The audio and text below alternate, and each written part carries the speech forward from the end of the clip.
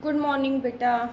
बेटा आज हम मेटलर्जी के कुछ इम्पोर्टेंट क्वेश्चंस हैं वो डिस्कस करते हैं। ओके, क्वेश्चन फर्स्ट,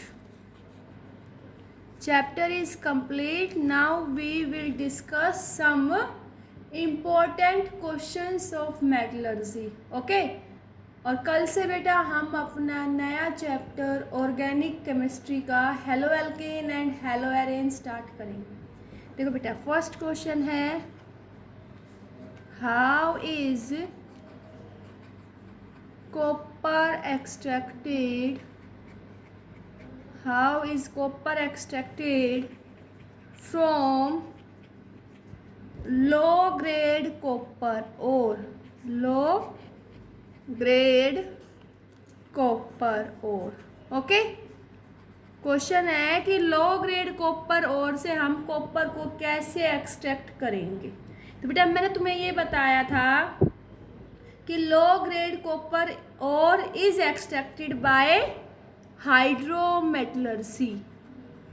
कैसे एक्सट्रैक्ट करते थे बेटा? हाइड्रोमेटलर्जी। हाइड्रोमेटलर्जी क्या थी? We can do leaching by using an acid या बैक्टीरिया। हाइड्रोमेटलर्जी में क्या होगा? We can do leaching by using an acid and bacteria. Acid या बैक्टीरिया को यूज करके हम उसकी क्या करेंगे? लीचिंग करेंगे। Yes or no? देखो बेटा, जैसे लो ग्रेड कॉपर और हमारे पास मेलेचाइट और है, CuCO3 CuOH होल ट्वाइस। ठीक है, तो इसके अंदर हाइड्रोमेटलर्जी हमने क्या डाला? H2SO4 एसिड हो गया ये। तो यहाँ से हमें क्या मिला? CuSO4 plus CO2 plus H2O। Okay, अब क्या होगा बेटा? देखो, आफ्टर लीचिंग कर लेंगे, तब हम scrap iron is added to copper sulphate. क्या करेंगे? After leaching scrap iron is mixed with copper sulphate. अगर बेटा तुम्हें ध्यान हो तो मैंने तुम्हें कहा था कि अगर तुम्हारे पास जिंक और क्या प्रेजेंट है, जिंक और आयरन स्क्रैप, तो तुम किसको यूज करोगे? तो वहां मैंने तुम्हें बताया था iron is used because zinc is costly. Okay, ये हमने डिस्कस किया था। तो यहाँ देखो, हम क्या करेंगे? कॉपर को मिक्स करेंगे, इस कॉपर सल्फेट को स्क्रैप आयरन के साथ। तो यहाँ से हमें कॉपर मिल जाएगा सॉलिड फॉर्म में प्लस FeSO4 में। क्लियर हुआ कि कॉपर को हम लो ग्रेड कॉपर और से कैसे निकालेंगे। दूसरा क्वेश्चन मैंने तुम्हें ये बताया कि तुम्हारे पास आयरन स्क्रैप और जिंक स्क्रैप है, तो वहाँ से कॉपर को निकालने के लिए तुम क्या यूज करोगे? तो मैंने कहा iron scraps are used because zinc is costly. Zinc कैसा है? कॉस्टली है। तो यहाँ पे तुम्हारे दो क्वेश्चन क्लियर हो गए। एक तो कि कॉपर कैसे एक्सट्रैक्ट किया जाएगा लो ग्रेड कॉपर और से, दूसरा कि जिंक और आयरन स्क्रैप में से हम किसका यूज करेंगे। ओके, उसके बाद देखो बेटा, क्वेश्चन है, state the role of silica. State the role of silica in the metallurgy of copper। हाँ, in the metallurgy of copper, copper के एक्सट्रैक्शन में सिलिका का क्या रोल है। ठीक है, या इसी क्वेश्चन को इस फॉर्म में पूछा जा सकता है। वाई, देखो बेटा बहुत ही इंपॉर्टेंट क्वेश्चन है, Y copper matte is put in silica lined converter। Why copper matte is put in silica lined converter? या ये भी क्वेश्चन आ सकता है बेटा, describe the role of SiO2 in the extraction of copper from copper matte. Okay बेटा, तो देखो यहाँ पे रिएक्शंस करवाई थी मैंने, extraction of copper from copper ore, and copper pyrite is the chief ore of the copper. कैसा ore है? Sulphide ore. तो बेटा कंसंट्रेशन के लिए हम क्या लगाएंगे? Froth flotation process, because we know that sulphide ore is concentrated by froth flotation method, which depends on the principle that ore is soluble in pine oil while impurities are soluble in water। तो हमने ओर को concentrate कर लिया, अब इस ओर को हम convert करेंगे ऑक्साइड की फॉर्म में। तो बेटा सल्फाइड फॉर्म को ऑक्साइड में कन्वर्ट करने के लिए हम इसका क्या करेंगे? रोस्टिंग। रोस्टिंग प्रोसेस में क्या होता है? We heat the ore in presence of oxygen below its melting point। तो यहाँ से क्या मिलेगा हमें? CO2S FeS plus SO2। Again ये सल्फाइड है और है, तो इसकी हम फिर से क्या करेंगे? रोस्टिंग। तो यहाँ से Cu2O plus SO2, FeS roasting, FeO plus SO2। This FeO is the impurity. ये क्या है? हमारी इम्प्योरिटी। और इम्प्योरिटी को ही हम क्या बोलते हैं? गैंग। इम्प्योरिटी को क्या बोलते हैं? गैंग। और बेटा ये Cu2S and FeS, Cu2S and FeS collectively known as copper matte. इसको हम क्या बोलते हैं? Copper matte. ठीक है, अब क्या होगा बेटा? अब मैंने कहा था इसको सिलिका लाइन कन्वर्टर में क्यों डालते हैं? बेटा ये गैंग है, इस गैंग को रिमूव करना जरूरी है। तो ये जो गैंग है ये रिएक्ट करती है एक सब्सटेंस के साथ जिसको हम बोलते हैं फ्लक्स। क्या बोलते हैं? फ्लक्स। तो यहाँ पे जो SiO2 है ये कैसे काम कर रहा है? फ्लक्स की तरह। और ये हमारी क्या है? गैंग। हाँ, we know that gangue reacts with flux to form slag. क्या बना देगा? स्लैग। ठीक है, तो अब तुम्हें क्लियर हो गया होगा वाई कॉपर मोटे is put in silica line converter, because it will contains FeS which is an impurity, so we can try to remove then we can mix it with a substance which is known as flux। Okay, तो इसका क्या बना देगा? Slag. Slag being lighter in weight, so it comes to surface and it will be skimmed out। Okay, further क्या होगा? जो Cu2O बना इसकी रिएक्शन हम सुटेबल रेड्यूसिंग एजेंट के साथ कर देंगे, then it gives us Cu plus CO2। तो यहाँ से हमें क्या मिल गया? मेटल मिल गया। क्या? मेटल। बेटा इस extracted metal is not very pure, this extracted metal is not very pure. ये एक्सट्रैक्टेड मेटल ज़्यादा प्योर नहीं है। Then we do its refining. देखो पूरा प्रोसेस क्लियर हो रहा है तुम्हारा, एक क्वेश्चन से कई क्वेश्चंस क्लियर हो रहे हैं। Then we do refining. अब बेटा कॉपर की रिफाइनिंग के लिए कौन सा मेथड था? Electrolytic refining. Electrolytic refining. तो इलेक्ट्रोलिटिक रिफाइनिंग में हमने क्या पढ़ा था? हमने देखा था इम्प्योर मेटल एनोड पे, प्योर मेटल कैथोड पे। हाँ, करंट पास करेंगे तो क्या होगा? धीरे धीरे एनोड क्या होगा? थिन, और कैथोड कैसा हो जाएगा? थिक। कैसा हो जाएगा? थिक। जितनी भी इम्प्योरिटीज है it will settled at the bottom in the form of anode mud. Anode mud के अंदर क्या होता है? Selenium, tellurium, silver, gold and platinum. Okay, clear हुआ ये? आगे देखो बेटा,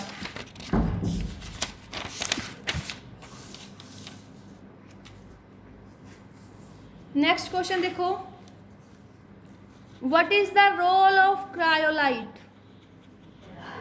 what is the role of cryolite in the metallurgy of aluminium?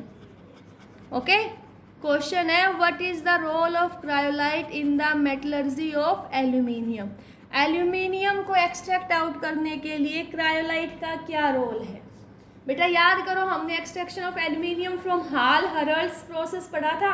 तो वहाँ मैंने तुम्हें क्या बताया था कि क्रायोलाइट डालते हैं या CaF2। क्रायोलाइट का फॉर्मूला क्या होगा? Na3Al(F6). Why this cryolite is added to the ore? तो देखो बेटा ये क्रायोलाइट क्या करेगा? First it decrease the melting point. It decrease the melting point. Second, it brings the conductivity. Brings या फिर increase. It increase the conductivity. It is the role of cryolite in the metallurgy of aluminium. Okay. Next और very important question बेटा about extraction of iron. ठीक है, ये question अलग अलग form में आ सकता है। क्वेश्चन ये भी आ सकता है, देखो, right reaction of extraction of iron in different zone. ठीक है, तो बेटा आयरन को एक्सट्रैक्ट करने के लिए हमने आयरन का G4 लिया था हेमेटाइट। क्या लिया था? हेमेटाइट। और उसकी रिएक्शन हमने करवाई थी ब्लास्ट फर्नेस में। किसमें करवाई थी? ब्लास्ट फर्नेस में। ओके, तो डिफरेंट जोन्स, तो बेटा सबसे पहले जो जोन होगा उसको हमने कहा था zone of combustion. Zone of combustion बेटा ऊपर से हम अपना और particle calcium carbonate, yes or no, और कैल्शियम कार्बोनेट प्लस कार्बन डालते हैं और नीचे से उसको एयर मिलती है, तो क्या होगा? कंबशन रिएक्शन होगी। Carbon reacts with oxygen to form CO2। इस रिएक्शन का डेल्टा H कैसे है? नेगेटिव। मीन्स प्रोसेस कैसा है? एक्सोथर्मिक। फिर ये CO2 है, it will reacts with carbon to form carbon monoxide. This process is endothermic. कैसा है? एंडोथर्मिक। इसके बाद इसका टेम्परेचर क्या हो जाएगा? डिक्रीज हो जाएगा। बेटा जो जोन ऑफ कंबशन होता है, it is the zone of highest temperature. यहाँ टेम्परेचर सबसे ज़्यादा होगा। ठीक है, अब टेम्परेचर कम हो गया, फिर आएगा हमारा slag formation zone. Slag formation zone बच्चों यहाँ पे हमने कैल्शियम कार्बोनेट डाला, तो पेपर में ये भी क्वेश्चन आ सकता है, what is the role of calcium carbonate in the extraction of iron from hematite ore. तो बेटा calcium carbonate at high temperature it decompose to give CaO plus CO2। ठीक है, this CaO acts as flux. Flux क्या होता है बेटा? It is a chemical substance. ये भी एक इम्पोर्टेंट क्वेश्चन है। It is a chemical substance which reacts with impurity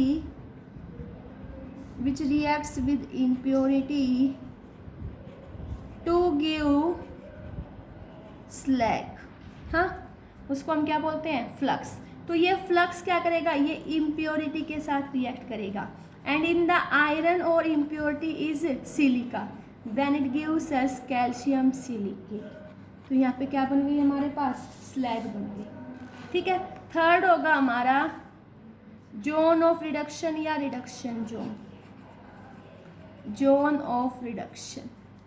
ठीक है बेटा, यहाँ पे हम रिडक्शन करेंगे किसका? मेटल ऑक्साइड का, to get metal by using reducing agent. Yes or no? अगर हमारा टेम्परेचर बेटा कम होगा तो रेड्यूसिंग एजेंट क्या होगा? Carbon monoxide. If temperature is high then reducing agent is carbon. तो देखो क्या होगा? Fe2O3 और it reacts with carbon monoxide to give Fe3O4 plus CO2। ये रिएक्शन होती है बेटा, temperature plays very important role. 573 to 673 Kelvin। Formed Fe3O4 again reacts with CO to give FeO plus CO2। Here temperature is 773 to 873 Kelvin। ठीक है, अब इस FeO metal oxide में फिर हम reducing agent CO at same temperature then we give Fe plus CO2। लेकिन while at high temperature remaining amount of FeO reacts with the carbon because here temperature is 1123 Kelvin. High temperature then carbon is reducing agent, we give Fe plus CO. यहाँ से हमें क्या मिली, यहाँ से हमें मिली spongy iron. क्या मिल गई बेटा, स्पॉन्जी आयरन. क्लियर हुआ, वी गेट स्पॉन्जी आयरन. फिर होगा बेटा हमारे पास fourth zone, zone of fusion. Zone of fusion, zone of fusion lies just about the combustion zone. Combustion zone के ऊपर प्रेजेंट होता है. तो जो स्पॉन्जी जोन, स्पॉन्जी आयरन हमें मिली, ये मेल्ट होती है और कलेक्ट हो जाएगी बॉटम में. और जो इम्प्योरिटीज होंगी इसके अंदर, जो स्लैग बन गई, वो light in weight, so it will comes to the surface. Then we remove it by skimming. Skimming से हम उनको क्या कर लेंगे, अलग कर लेंगे. क्लियर हुआ बेटा, मैंने क्या बताया, zone of fusion lies just about the combustion zone. यहाँ spongy iron melts and collect at bottom and slag being lighter in weight, so it comes to the surface and removed by skimming. The iron obtained from fusion zone is known as pig iron. इस iron को हम क्या बोलेंगे, pig iron, and it contains 4% carbon impurity. Okay, when this pig iron is heated with scrap iron, then we get cast iron, and cast iron will contain 3% impurity. Okay, paper में बहुत बार question आता है, what is the, which is the purest form of iron. तो बेटा road iron या malleable iron, it is the purest form of iron. Okay, तो ये iron के एक्सट्रैक्शन के बारे में बहुत इंपॉर्टेंट है. एक बार फ्लो चार्ट बता देती हूँ तुम्हें. देखो बेटा हमारे पास ओर था, ठीक है. तुम इस ओर की क्या करोगे, तुम करोगे ओर की क्रशिंग या ग्राइंडिंग. क्रशिंग या ग्राइंडिंग से और किस में कन्वर्ट हो जाएगा, पाउडर्ड फॉर्म में. पाउडर्ड फॉर्म का सरफेस एरिया ज़्यादा होता है. फिर हम क्या करेंगे, concentration of ore. Concentration of ore में क्या करते हैं बेटा, we can remove the earthy and sandy impurities present in the ore. Concentration of ore is also known as beneficiation of ore. Concentration of ore को क्या बोलते हैं, beneficiation of ore, levigation of ore या dressing of ore. ठीक है, इसमें हम क्या रिमूव करेंगे, we remove the earthy and sandy impurities present in the ore. ठीक है, तो बेटा कंसंट्रेशन ऑफ ओर के लिए हमारे पास अलग अलग मेथड थे. हाँ, हमने फिजिकल प्रोसेस के बारे में पढ़ा, केमिकल प्रोसेस. फिजिकल प्रोसेस में एक्सटर्नली हमने कुछ नहीं डाला. In chemical process externally and reagent is added to the ore particle. Physical process में हमने बेटा हाइड्रोलिक वॉशिंग पढ़ा. हाँ, और मैंने तुम्हें बताया जो प्रिंसिपल है हाइड्रोलिक वॉशिंग का, it will depends on gravity separation. दूसरा हमने पढ़ा magnetic separation, it will depend on the magnetic properties of ore and impurity. If ore is magnetic then impurity is non-magnetic and vice versa. Third मैंने तुम्हें froth flotation method बताया. मैंने तुम्हें बताया froth flotation method is used for sulphide ore. Sulphide ore को concentrate करने के लिए हम फ्रोथ फ्लोटेशन यूज़ करते हैं, एक्सेप्ट आर्जेंटाइट. किसको छोड़ के, आर्जेंटाइट Ag2S. इसके अंदर बेटा हम कलेक्टर डालते हैं. कलेक्टर क्या करते हैं, which enhance the non wettability of ore particle. फिर हम फ्रोथ स्टेबिलाईजर डालते हैं, the substance which stabilise the froth. हाँ, केमिकल प्रोसेस को हम बोलते हैं leaching. Externally and reagent is added to the ore particle. Leaching में हमने दो प्रोसेस पढ़े थे बेटा, बेयर्स प्रोसेस. ठीक है, बेयर्स प्रोसेस में एक्सटर्नल रिएजेंट हमारा क्या था, NaOH. दूसरा हमने पढ़ा था बेटा MacArthur, which is used for silver, gold and platinum. और मैकआर्थर फॉरेस्ट साइनाइड प्रोसेस में हमारा एक्सटर्नल रिएजेंट क्या था बेटा, NaCN या KCN. Okay, then our ore is concentrated. हमारा और क्या हो गया, कंसनट्रेटेड. हम फिर क्या करेंगे, second step, conversion the ore into oxide form. किस में कन्वर्ट करेंगे, ऑक्साइड फॉर्म में. तो बेटा एक हमारे पास कार्बोनेट ओर होंगे, कार्बोनेट या हाइड्रेटेड मेटल ऑक्साइड, और दूसरा हमारे पास होंगे सल्फाइड ओर. अगर बेटा कार्बोनेटेड या हाइड्रेटेड मेटल ऑक्साइड है उनको भी मेटल ऑक्साइड में कन्वर्ट करना है, सल्फाइड को भी। कार्बोनेट को कन्वर्ट करने के लिए हम कैल्सिनेशन करते हैं, सल्फाइड के लिए हम रोस्टिंग करते हैं। तो कैल्सिनेशन में क्या था बेटा, calcination is applied for carbonate and hydrated metal oxide. In this we can heat the ore in absence of air below its melting point. Roasting में बेटा सल्फाइड ओर के लिए लगेगा, हीट करेंगे in presence of air, then it will converted into metal oxide. Okay, फिर क्या करेंगे बेटा, इस मेटल ऑक्साइड को कन्वर्ट करेंगे मेटल में। अब बात आती है मेटल ऑक्साइड को मेटल में कैसे कन्वर्ट करेंगे बेटा, by using reducing agent, by using reducing agent. Okay, carbon या carbon monoxide, these are most popular reducing agent, carbon या carbon monoxide. But for high melting points aluminium is also used as a reducing agent. बेटा metal oxide को metal में convert करना by using reducing agent, this process is known as pyrometallurgy. क्या बोलते हैं हम इसको, पायरोमेटलर्जी। पायरोमेटलर्जी क्या है बेटा, the process of conversion of metal oxide into metal by using A reducing agent, तो उसको हम क्या बोलते हैं, पायरोमेटलर्जी। फिर देखो बेटा, if reducing agent is carbon, अगर रेड्यूसिंग एजेंट कार्बन होगा then process is known as smelting. अगर रेड्यूसिंग एजेंट कार्बन होगा तो प्रोसेस को क्या बोलते हैं हम, स्मेल्टिंग बोलते हैं। क्लियर हुआ। अब यहाँ से बेटा मेटल मिल गया हमें, हम कहेंगे the metal which is extracted from its ore is not pure, it will contain some impurities in dissolved form, so to remove these impurities we can do refining of metal, या हम इसको बोलते हैं purification of metal. बेटा हमने जो metal को पीछे कंसंट्रेट किया, फिर वहाँ से मेटल का एक्सट्रैक्शन किया, the metal is not very pure, ठीक है। अभी उसके अंदर डिसॉल्व्ड फॉर्म में इम्प्योरिटीज़ प्रेजेंट है, उनको अलग करने के लिए हम उस ओर की रिफाइनिंग करेंगे। तो फर्स्ट प्रोसेस मैंने तुम्हें बताया डिस्टिलेशन। डिस्टिलेशन में क्या होगा, there will be difference in the boiling point of ore and impurity, and distillation is applied for zinc and mercury। Very important, ये बहुत इंपॉर्टेंट, और तुम्हें जो बता रही हूँ ना ये पॉइंट्स इंपॉर्टेंट रहेंगे। दूसरा लिक्वेशन, लिक्वेशन लगेगा बेटा डिफरेंस इन मेल्टिंग पॉइंट, और लिक्वेशन हम लगाते हैं टिन के लिए।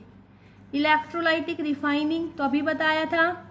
इलेक्ट्रोलिटिक रिफाइनिंग में क्या होगा बेटा, we can take impure metal at anode and pure metal at cathode and mix into the electrolytic solution. देन क्या होगा बेटा, धीरे धीरे एनोड का मास कम होगा, कैथोड का मास क्या होगा, इंक्रीज होगा। इम्प्योरिटीज हमारी एनोड के नीचे एनोड मड के फॉर्म में डिपॉजिट हो जाती है, and it is used for copper and zinc. Next is zone phase refining. The principle of zone phase refining depend on the fact that impurities are more soluble in molten form than in solid form। बेटा देखो याद करो, हम mobile heater लेते थे, हाँ वो metal हमारा क्या करता था, उसके साथ मेल्ट होता था, धीरे धीरे पीछे क्रिस्टलाइज मोल्टन जोन के साथ इम्प्योरिटी जाती रहती, हम इम्प्योरिटी को कट ऑफ कर देते थे। तो मेन तो तुम्हें प्रिंसिपल पता होना चाहिए। The principle of zone refining depends on the fact that impurities are more soluble in molten state than in solid state, and it is applied for semiconductors like boron, aluminium, silicon, germanium, etc. okay, next vapor phase refining। तो vapour phase refining में क्या था बेटा, सबसे पहले हमारा metal एक reducing reagent के साथ रिएक्ट करेगा to give the volatile compound. Yes or no, क्या देगा, वोलेटाइल कंपाउंड। दूसरे स्टेप में वो वोलेटाइल कंपाउंड टूट के हमें क्या देगा, मेटल प्लस रिएजेंट। यहाँ हमने दो प्रोसेस पढ़े थे बेटा, very important, reactions are very important, Mond's process, और दूसरा था हमारा van Arkel method. Mond's process is applied for nickel, van Arkel for zirconium, hafnium, titanium. Nickel reagent लिया CO, it will gives NiCO4, फिर NiCO4 volatile compound था, it decompose to give Ni+4CO। तो ये हमारा क्या हो गया, रिएजेंट। व्हेन आर्कल बेटा zirconium, hafnium, titanium, reagent iodine, it will gives us ZrI4. This ZrI4 decompose to give Zr plus 2I2. Okay, तो ये हमने क्या किस्म का, दोनों रिएक्शन बहुत इंपॉर्टेंट है ये, ठीक है। उसके बाद हम पढ़ेंगे बेटा लास्ट क्रोमेटोग्राफी। तो क्रोमेटोग्राफी में तुम्हें याद रखना है, the principle of chromatography is based on the adsorption. Different adsorbate have different rate of adsorption on the adsorbent, and this chromatography is of many types like column chromatography, thin layer, partition chromatography. Okay, column chromatography beta, in column chromatography we will take two phase, stationary phase और mobile phase. stationary phase हमारी immobile होती है, Al2O3 alumina is used in stationary phase. Paper में question आएगा तो यही आएगा कि what is the principle of chromatography. You will write that the principle of chromatography depends upon adsorption. We know that different steps, different substance have different rate of adsorption on the adsorbent. Okay बेटा, clear हुआ? तो मेरी तरफ से metallurgy complete. You will revise this chapter. If you have any problem then you will call me, otherwise I will start organic chemistry from today. Okay, thank you बेटा.